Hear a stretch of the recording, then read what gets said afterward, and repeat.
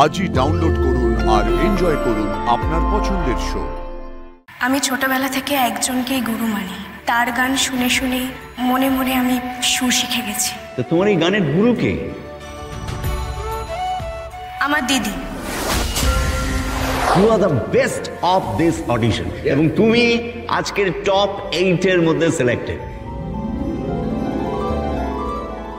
আচ্ছা, কোথায় কার কাছে শিখেছো তুমি? ম্যাম, আমি কোথাও গান শিখিনি। কি বলছো তুমি? তুমি সত্যি গান শেখোনি? আমি ছোটবেলা থেকে একজনকেই গুরু মানি। তার গান শুনে শুনে মনে মনে আমি সুর শিখে গেছি। তো তোমার এই গানের গুরু কে? আমার দিদি। আরে তো দারুণ ব্যাপার। মানে কে তোমার দিদি? মানে এমনি জাস্ট কৌতূহল। কাকই মজুমদার।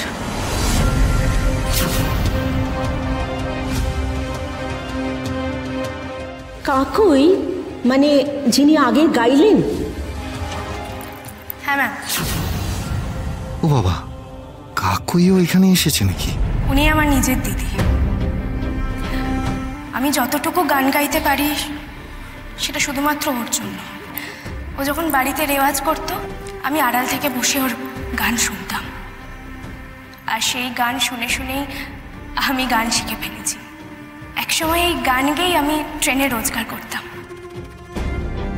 আশি, তুমি তো আমাদের অবাক করে দিলে।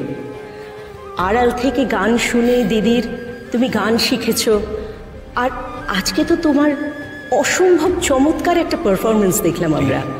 আচ্ছা, আমার খুব ইচ্ছে করছে যে দুই বোনকে আমি একই মঞ্চে পাশাপাশি দেখতে চাই। আচ্ছা কাকুই, তুমি একটু মঞ্চে উঠে আসবে প্লিজ।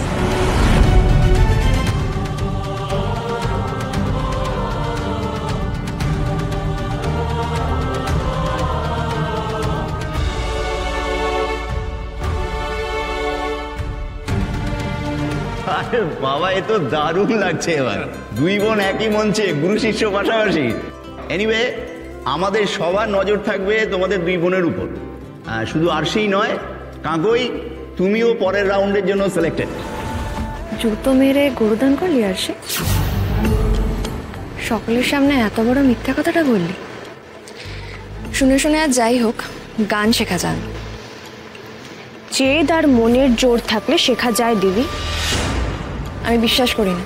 তুই বিশ্বাস কর কি না কর, তাতে আমার কিচ্ছু এসে যায়। কিন্তু এই আরশি কখনো মিথ্যে কথা বলে না, আজও বলে। একটা কথা শুনে রাখ আরশি, যতই প্রশংসা করো, জিতবো কিন্তু আমি। এই বিশাল মঞ্চে শুনে শুনে গান শিখে কয়েকটা রাউন্ডেই যাওয়া যায়, তার বেশি না। আমিও দেখি তোর দৌড় কত দূর, দৌড় কত দূর।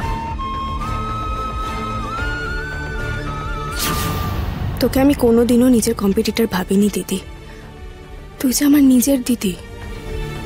কিন্তু তুই যা শুরু করেছিস, এরপর আমিও এই কম্পিটিশনে তোকে 1 ইঞ্চিও জায়গা ছাড়বো না। হতে পারে তুই গান শিখেছিস, আমি শিখিনি, কিন্তু যোগ্যতার মাপকাঠি শিক্ষায় নয়, পারফরমেন্সে। তুই এখানে গান গাইতে এসেছিস আমাকে হারাতে, কিন্তু আমি গাইতে এসেছি আমার পরিবারের জন্য, আমার স্বামীর পাশে দাঁড়ানোর জন্য। আমি জানি এই শোতে জিতলে আমি যে টাকাটা পাবো তাতে চ্যাটার্জি বাড়ির হাল ফিরবে। আমি তাই এখানে লড়তে এসেছি। এই কম্পিটিশনে আমিও তোকে 1 ইঞ্চি জায়গা ছেড়ে দেব না।